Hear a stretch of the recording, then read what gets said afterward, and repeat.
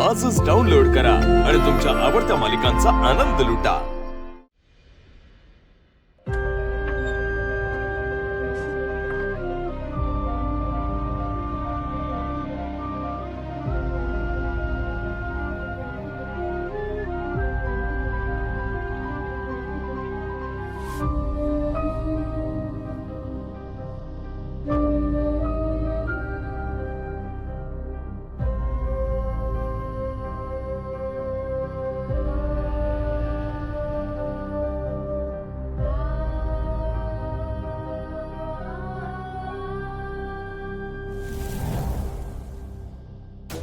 माझ्या पाया पडायची गरज नाही।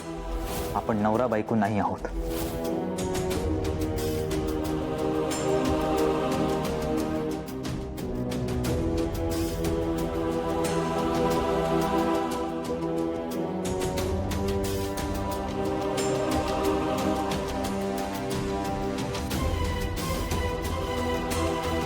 वेदाचे बाबा, तुमच्या खोलीत यायचं नाही असं बजावलेलं असताना मी आले, त्यासाठी मला माफ करा। मला माहितीये तुम्हाला हे लग्न मान्य नाहीये, माझा पत्नी म्हणून तुम्ही स्वीकार केलेला नाहीये, पण आता तुम्ही माझे पती आहात। नाही, उपवासाने भूक सहन झाली नाही म्हणून मी पाया पडायला आले नाहीये, पण व्रत पूर्ण झालं नाही तर त्याचा काहीच उपयोग होत नाही म्हणून आले। व्रत पूर्ण झालं तरच नवऱ्याला उदंड आयुष्य लागतं असं म्हणतात। तुम्हाला निरोगी आणि सुखी आयुष्य लाभो।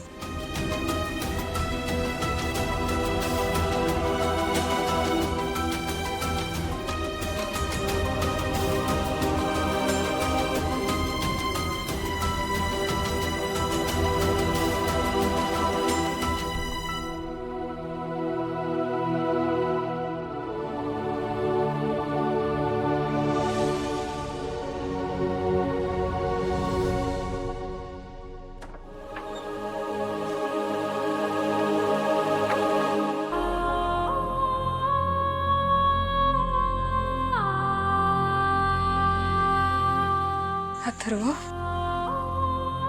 मागच्या काही दिवसात जे घडलं त्यामुळे तुम्ही नाराज आहात हे माहितीये मला।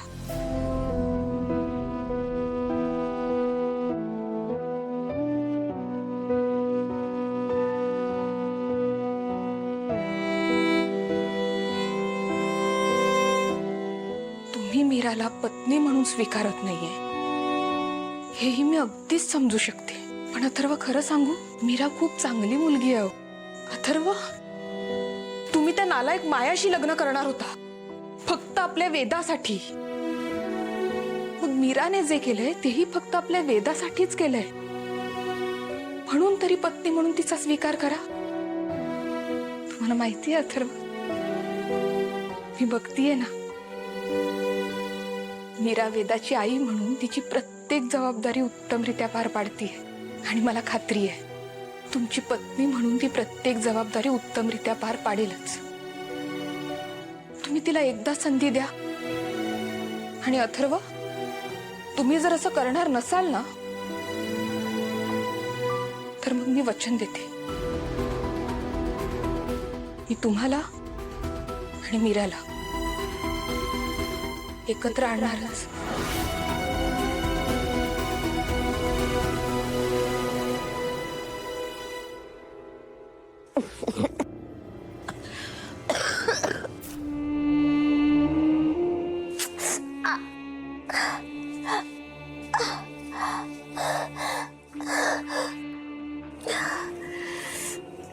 डोकं का दुखतंय?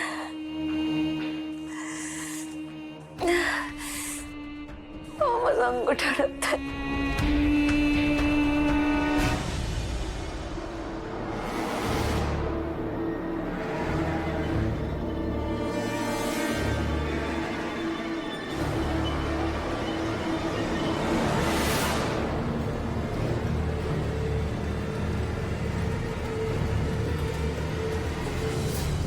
मगाशी दारू पण होतं.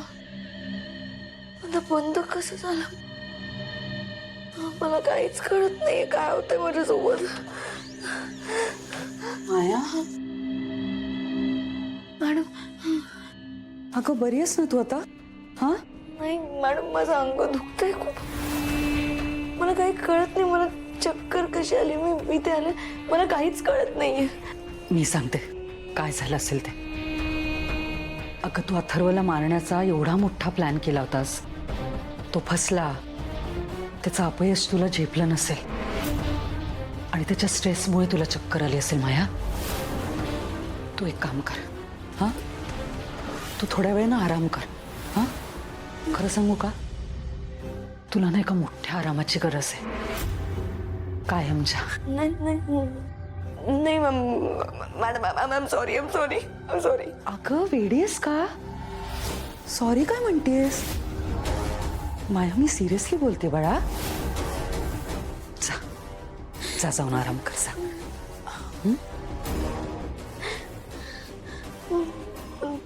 भूक लागली. भूक लागली आहे? बरोबर आहे, मगाशी तू जेवायला नव्हतीस ना. माया तू एक काम का नाही करत?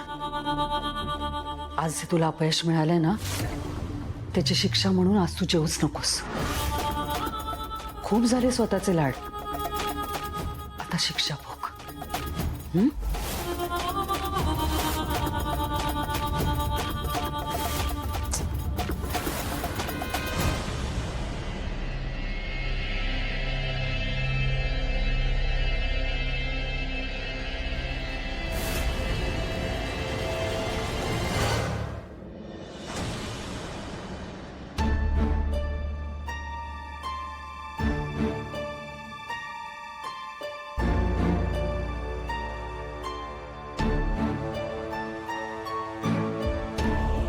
आईसाहेब, माझ्या लग्नानंतरची सत्यनारायणाची पूजा आहे, त्यासाठी तुमचा आशीर्वाद घ्यायला आले.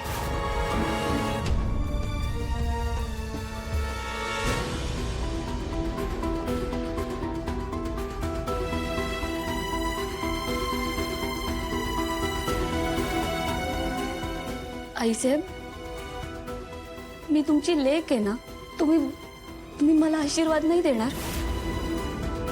हे बघा आईसाहेब,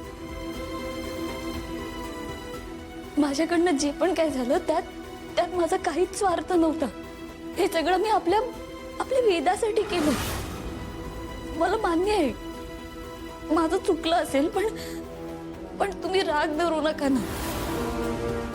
आईच्या हक्काने तुम्ही मला ओरडा चिडा हवं तर कानाखाली मारा, पण असं अबोला धरू नका. माझ्याशी बोला ना आईसाहेब.